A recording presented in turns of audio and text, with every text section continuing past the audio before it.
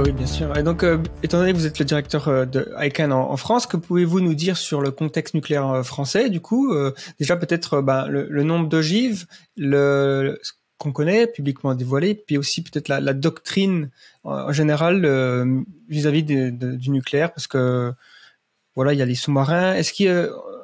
Il me semble pas qu'il y ait de silos missiles balistiques sur le territoire français, si je me trompe pas. Oui, alors effectivement, aujourd'hui, donc le chiffre exact du nombre d'armes nucléaires n'est pas connu. On a une simple estimation. On dit qu'il est de moins de 300 armes nucléaires.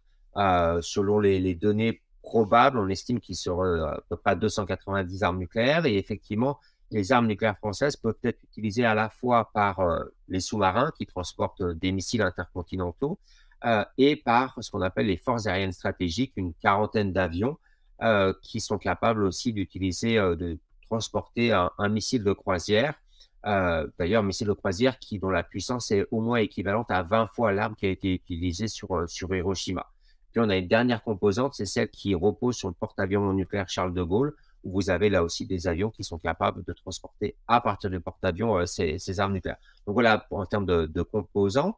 En termes de politique, eh bien, on a une politique à la fois si jamais on est frappé, l'État français pourrait frapper en réplique et seul le président de la République a la capacité de donner cet ordre, sachant qu'aussi qu'on a une politique d'emploi en premier de l'arme nucléaire, c'est-à-dire que si l'État français se sent attaqué dans ses fameux intérêts vitaux, qui sont grosso modo la population, l'État, le territoire métropolitain, par exemple, eh bien, pourrait utiliser donc en premier une partie, en tout cas une frappe nucléaire, utiliser notamment ce fameux missile de croisière à partir de ces avions.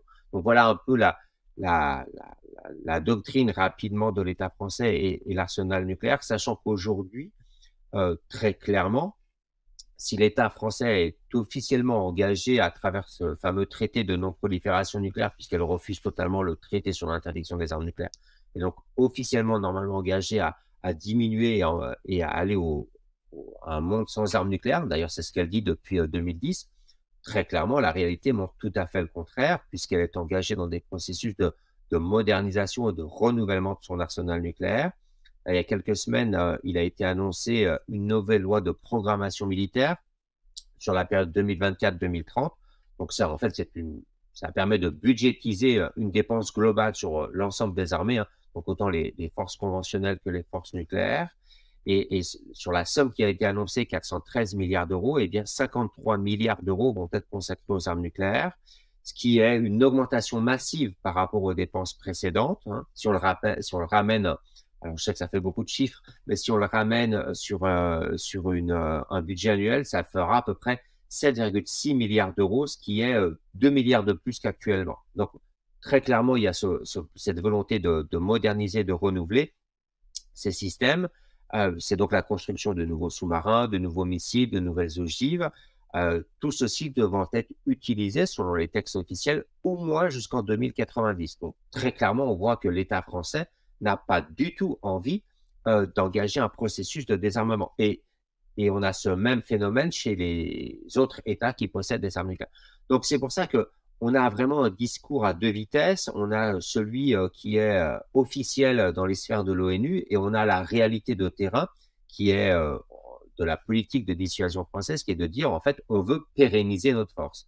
Et ça, c'est un vrai danger puisque ça ne peut qu'engager des États qui soit sont autoritaires, la Corée du Nord, la Chine ou la Russie à conserver aussi leurs armes nucléaires, soit peut-être de nouveaux États, quid de l'Iran, à peut-être vouloir engager aussi un processus d'acquérir cet arsenal nucléaire.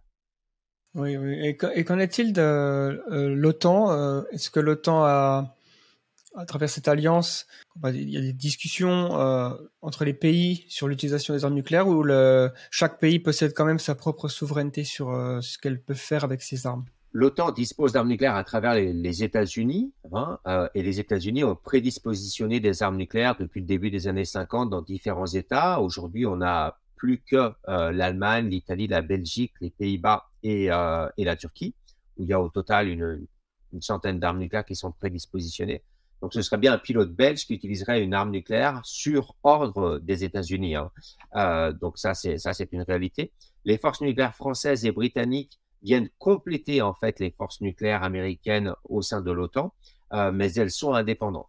Maintenant, objectivement, on peut s'interroger, on peut poser la question, à laquelle on n'aura pas de réponse, évidemment, malheureusement. Mais en cas d'emploi de l'arme nucléaire française, moi, personnellement, j'ai du mal à croire qu'on ne le ferait tout seul, sans avertir à la fois nos alliés britanniques ou américains.